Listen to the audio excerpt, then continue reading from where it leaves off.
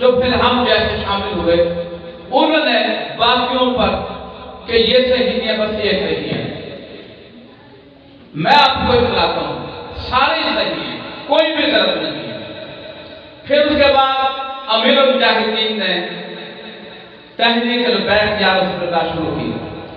اب جو جالے ہیں، میں نے کئی جگہ کو سنا، باقیوں کو وہ کہتے ہیں یہ برے ہیں۔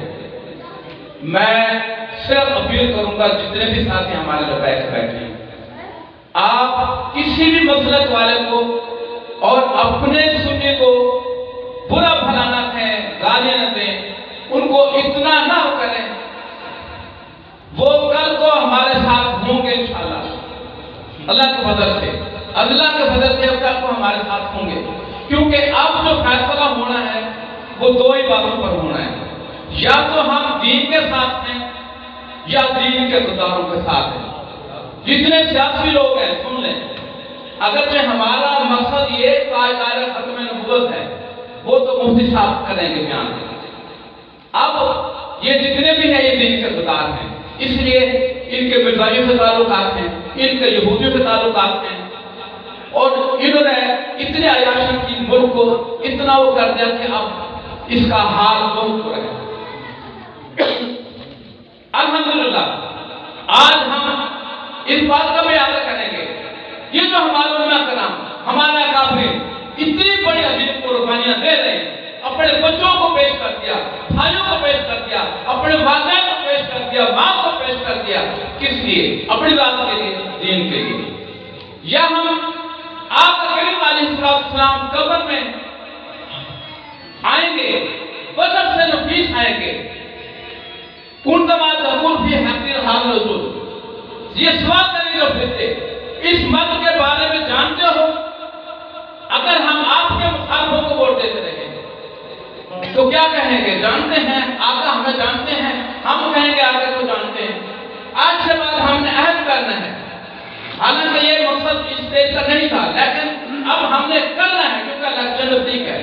اگر پھر ہم نے ان کو جو دین کے غداروں کو، مرزائیوں کے یاروں کو، یہودیوں کے یاروں کو ووٹ دیے تو یقین مانو آپ بہت بڑے گنہگار ہوں گے، بہت بڑے گنہگار ہوں گے۔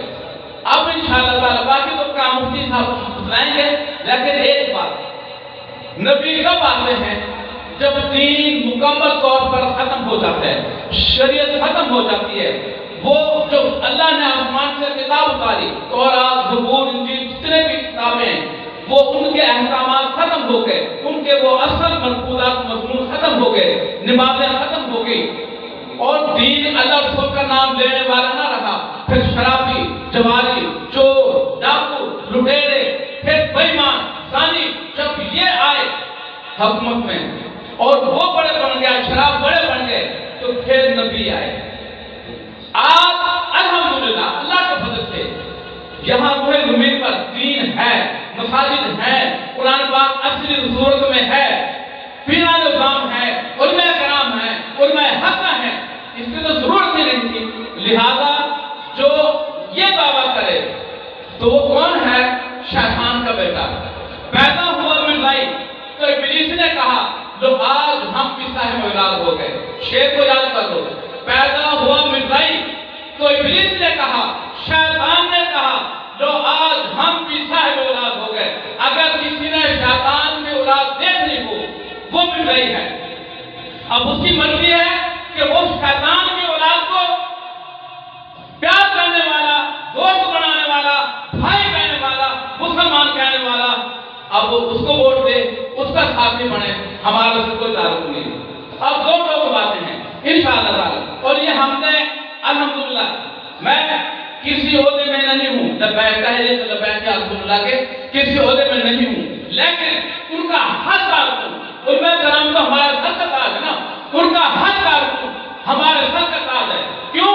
کہ وہ دین کا کام اتنی اس سے کر رہے ہیں الحمدللہ کہ جو ہم سوچ بھی نہیں سکتے تھے انہوں نے کیا ہے۔ انہوں نے اتنی جو شیرہ پان اتنا مطلب ہے اپنے آپ کو پیش کیا، تو وہ تمام تحریک کارکن آپ ان کے ساتھ محبت بھی کریں گے، تعاون بھی کریں گے، وہ ہمارے ساتھ تاج بھی ہیں، اور ان سے میری اپیل ہے کہ وہ کسی کو بھی برا بھلا نہیں کہیں گے۔